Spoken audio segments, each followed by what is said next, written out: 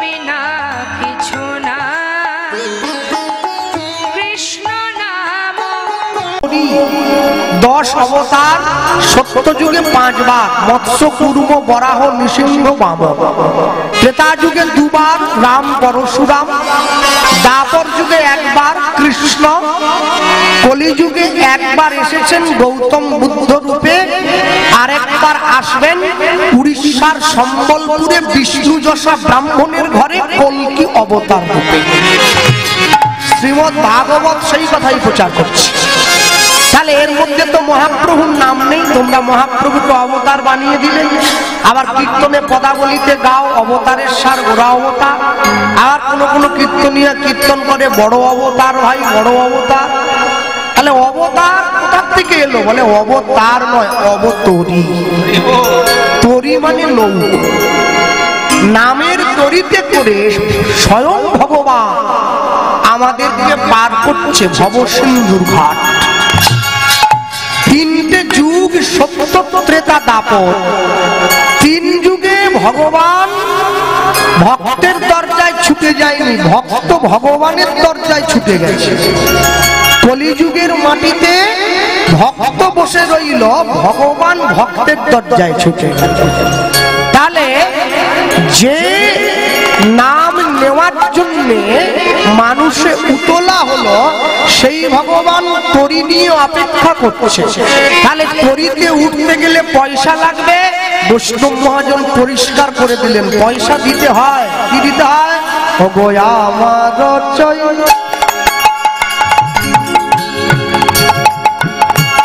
ওগো আমার চৈতন্য ঘাটে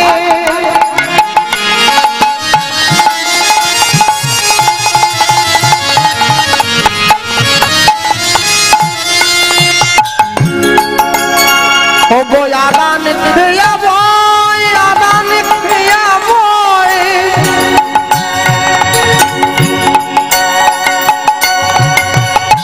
জড় অন্ধ আতুর সব অবধি পার হয়।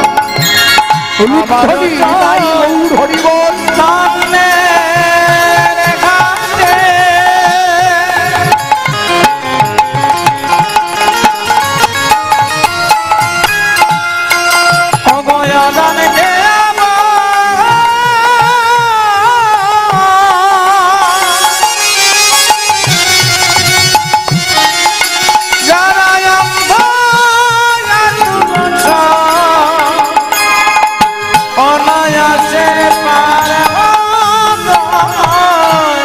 যে লয়ে এলো নামের তরী, যে লয়ে এলো নামের তরী, বলি সবে চলো তরা কবি, লয়ে এলো নামের তরী।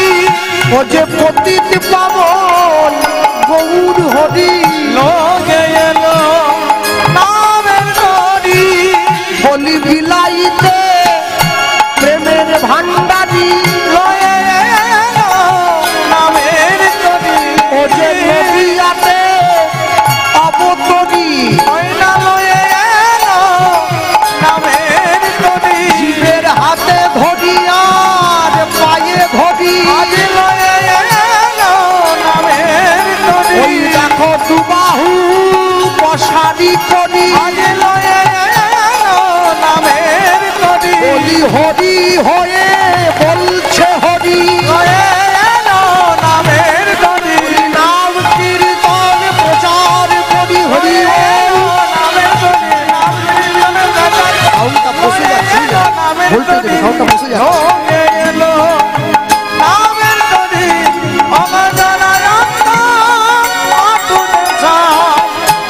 অনায়াসে পারে হয়,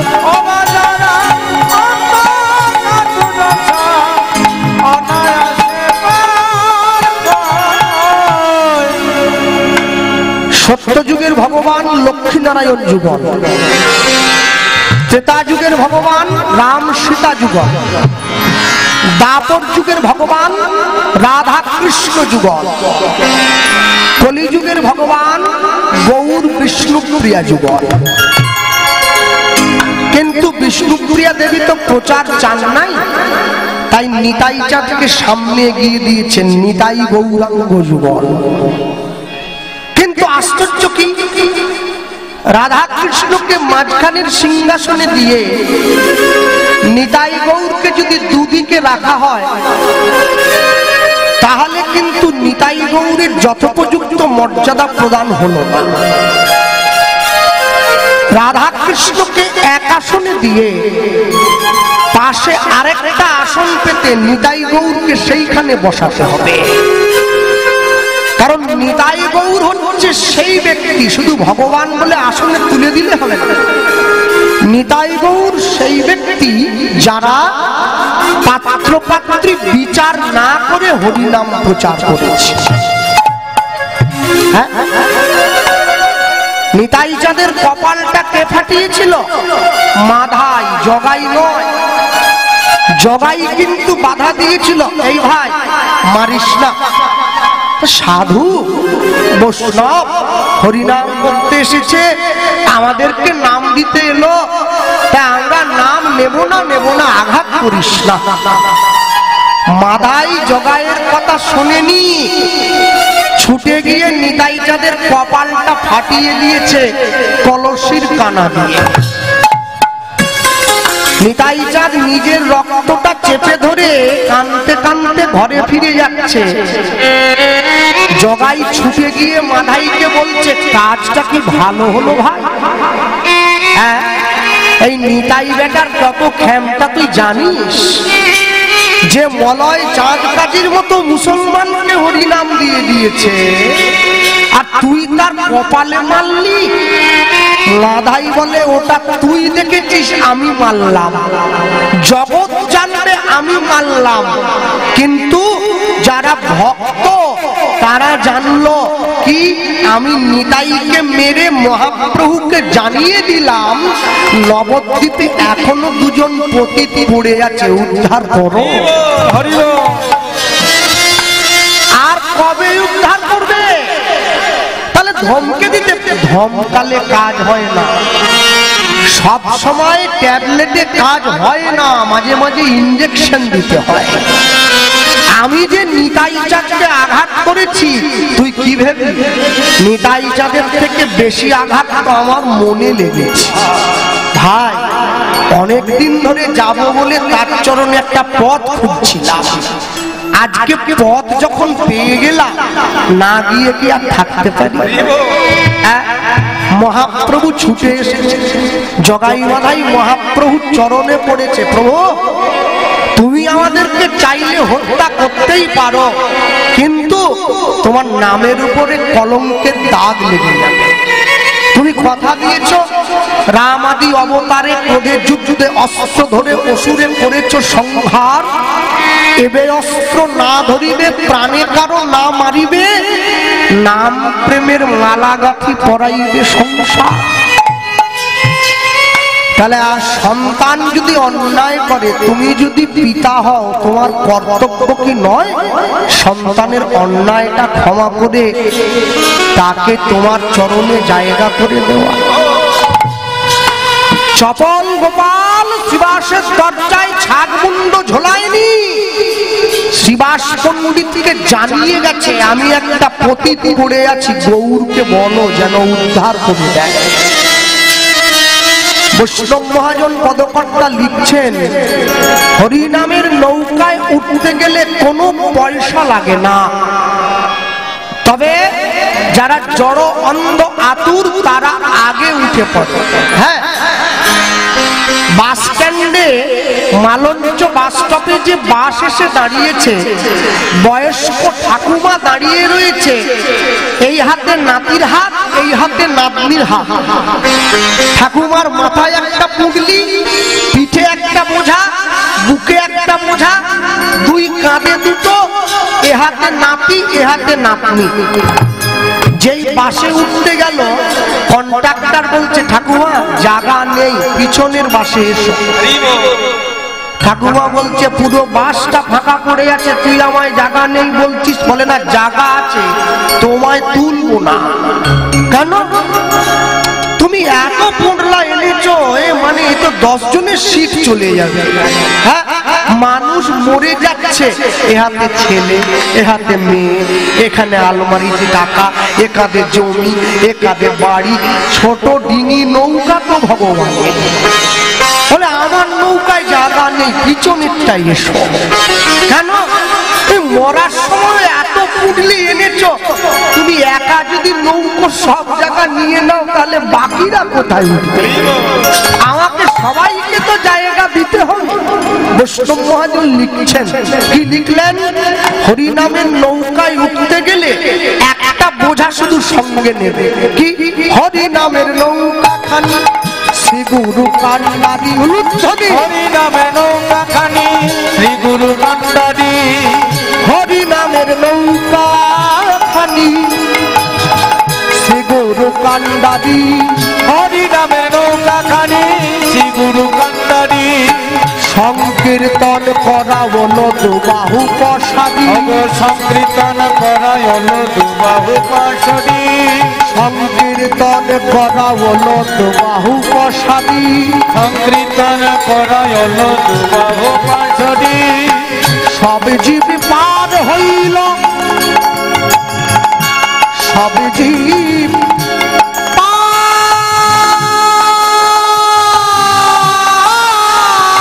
পার হইল,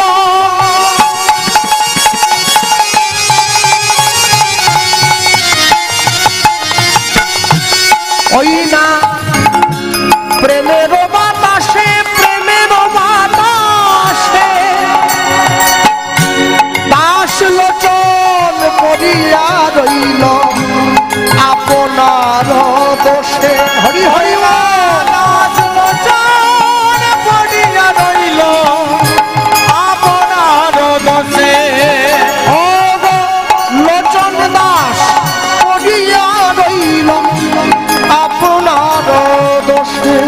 ওই না লোচন দাস পড়িয়া রইল আপনার দোষে।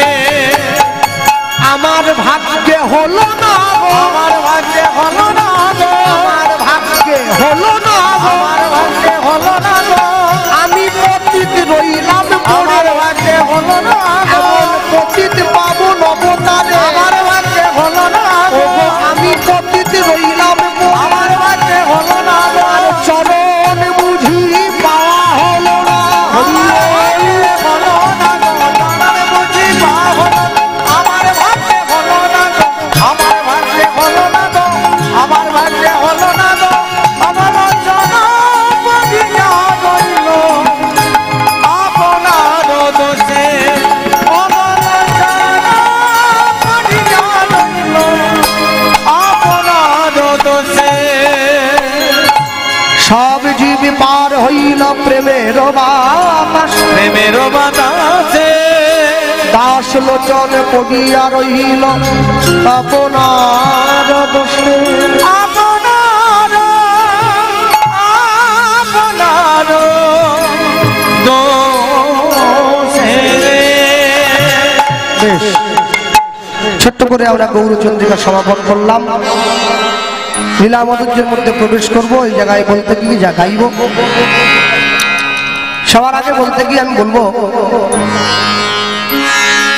সব সময় মনে রাখবেন, যখন কীর্তন শুনতে বসবেন, যখন ভজনের জগতে প্রবেশ করবেন, যখন ভক্তির জগতে প্রবেশ করবেন, নিজের বিবেককে উন্মোচিত রাখবেন।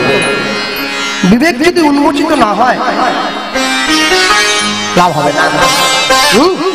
কেন? আস্তে কথা নয়। এত সুন্দর মন্দিরটা যে বানিয়েছেন, গ্রামের মানুষ সকলে একটু একটু করে ভিক্ষা দিয়ে মাধুকুরি করে, বলুন যে মন্দিরটা আপনারা তৈরি করলেন সকলে মিলে, সেই মন্দিরের দাম বেশি না যে মন্দির ভগবান দিয়ে পাঠালো সেই মন্দিরের দাম বেশি? কোনটা? এটা ভগবান দিয়ে পাঠালো। মন ছিল বলে মন্দির হয়েছে। আগ্রহ থাকলে বিগ্রহ হয়, আগ্রহ নষ্ট হয়ে গেলে গলগ্রহ হয়ে যায়। তাহলে মন ছিল বলে মন্দির হয়েছে। আচ্ছা বলুন, যে মন্দিরটা আপনারা গ্রামের মানুষ সকলে মিলে ইট কাঠ চুন সুরকি দিয়ে পয়সা জমা করে ভিক্ষা করে তৈরি করলেন, সেই মন্দিরে প্রত্যেকদিন সন্ধ্যেবেলা করে কি জ্বালানো হয়? ধূপ, ধুনো, কর্পূর, পঞ্চপ্রদীপ, আরতি হয় ভগবান। তাহলে যে মন্দিরটা মানুষ তৈরি করলো সেই মন্দিরে ধূপ জ্বালালো কেন? মন্দিরে ভগবান। আর যে মন্দির ভগবান দিয়ে পাঠালো সেই মন্দিরে বিড়ি জ্বালালো।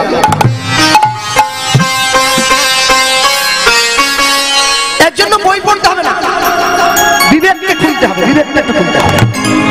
যে মন্দির আপনারা তৈরি করলেন সেখানে ধূপ জ্বালালেন, আর যে মন্দির গোবিন্দ দিয়ে পাঠালো সে মন্দিরে বিড়ি জ্বালিয়ে ফেললেন।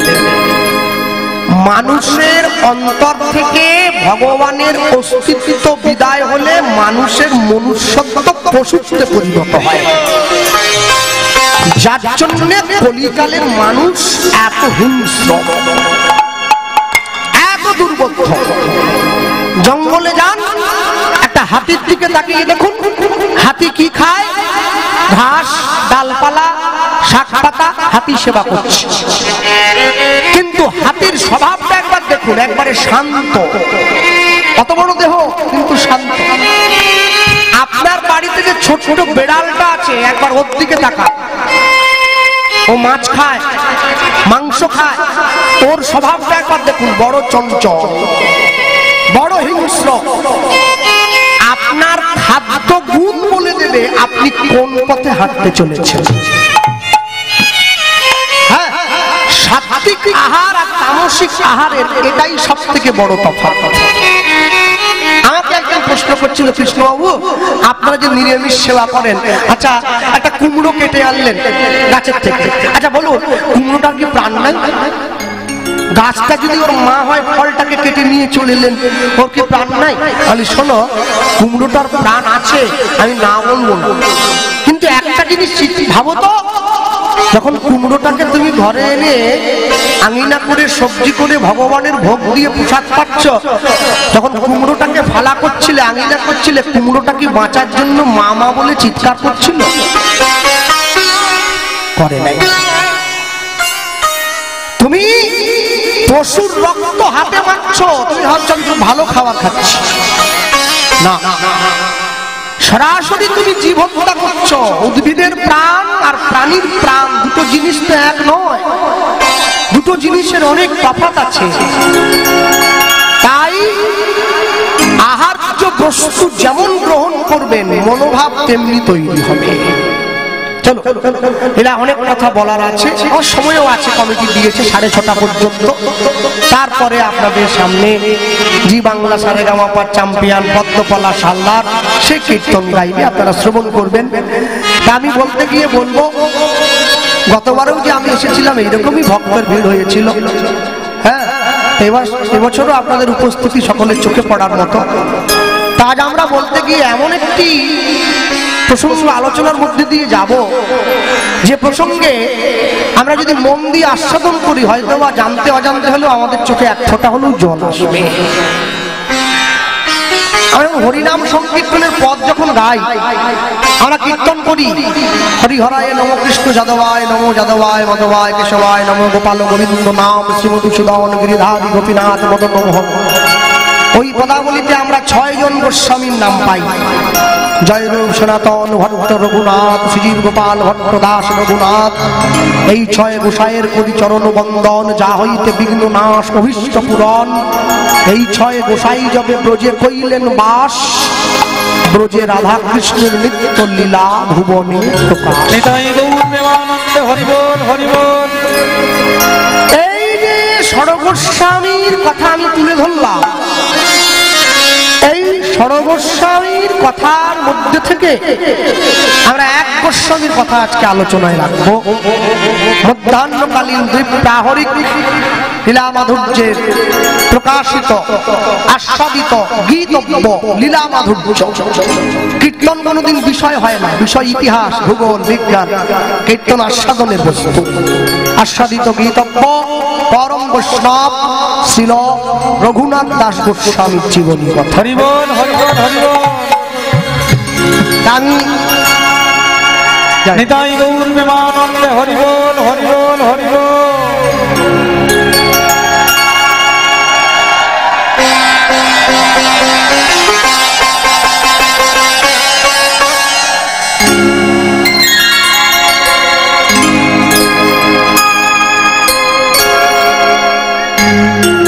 এখন তো আধুনিক যুগ, হাতে তো বড় বড় ফোন সকলের আছে, তাই না?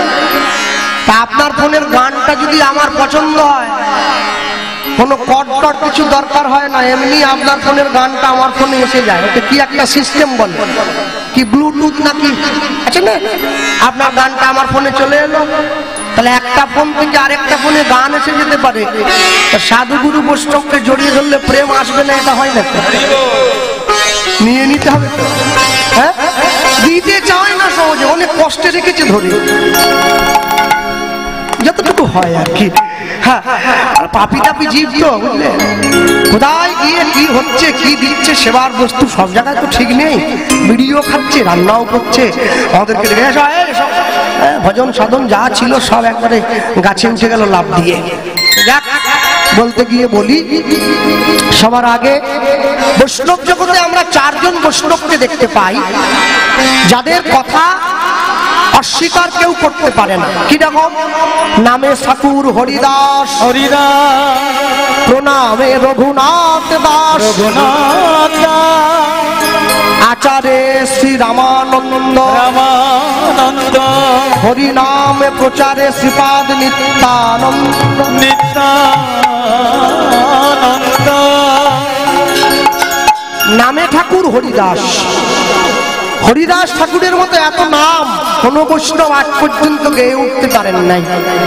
দিবানিশি 3 লক্ষ হরিনাম করে, মাসে 3 × 90 লক্ষ, 1 কোটি নাম গায় যে সাধু হরিদাস।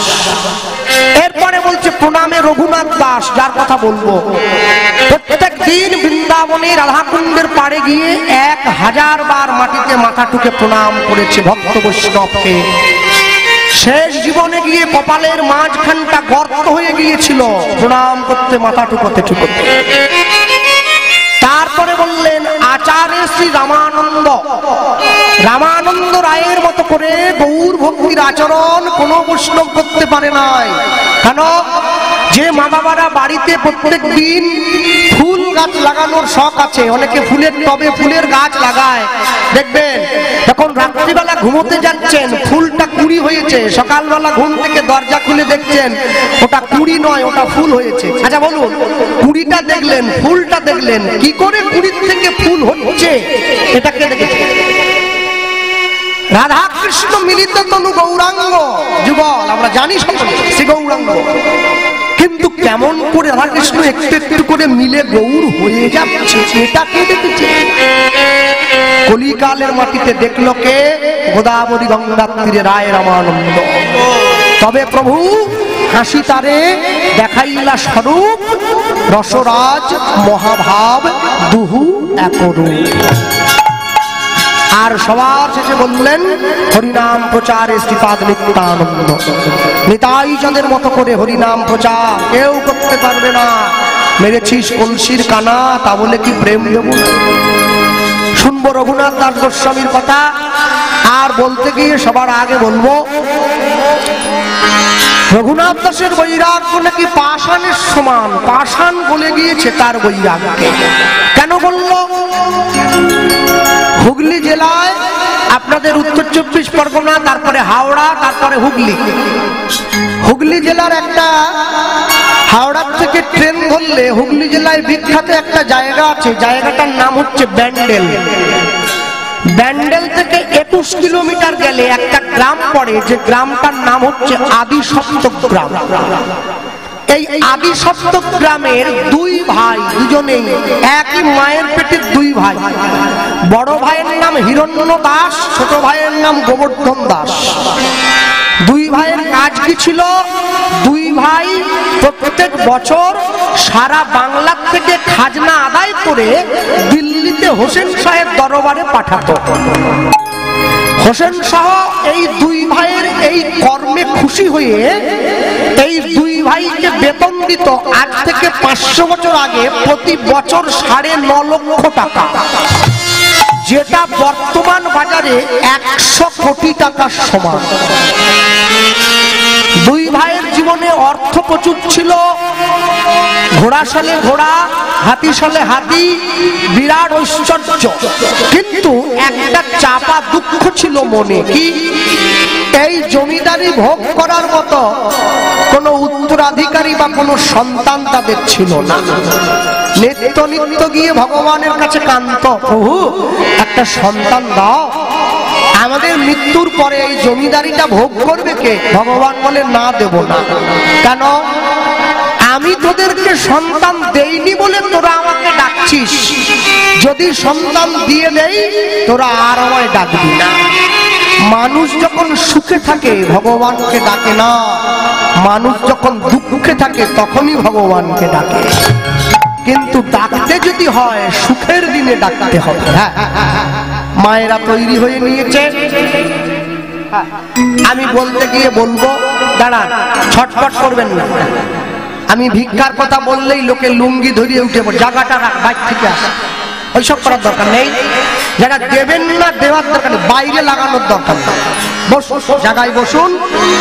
এত বড় হরিসভা চালানোর জন্য বিপুল অর্থের প্রয়োজন, সেটা আপনারা সকলেই জানেন।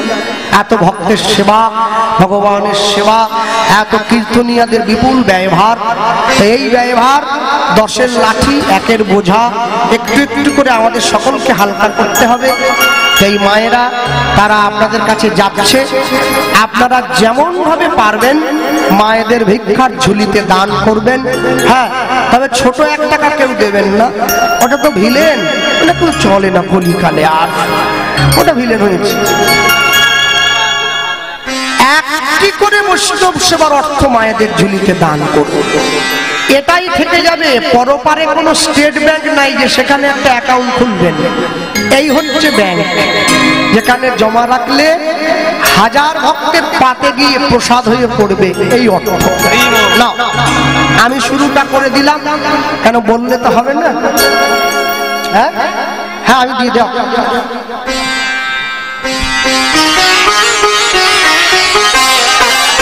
নিতাই গৌর প্রেমানন্দে হরি বল, হরি বল, হরি বল।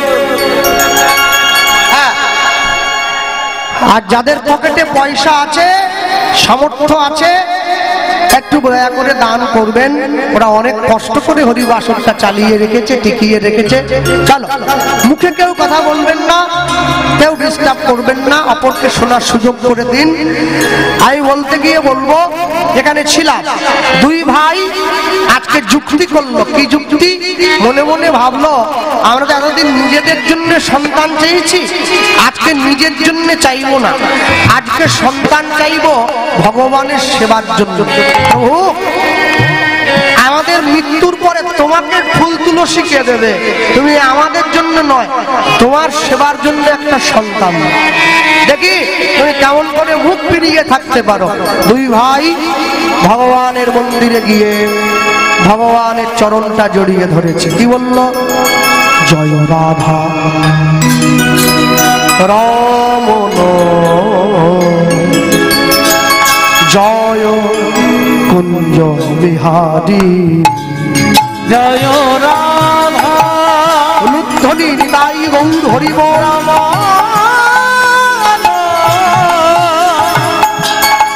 জয় কুঞ্জ বিহারী, জয় রাধা রমন,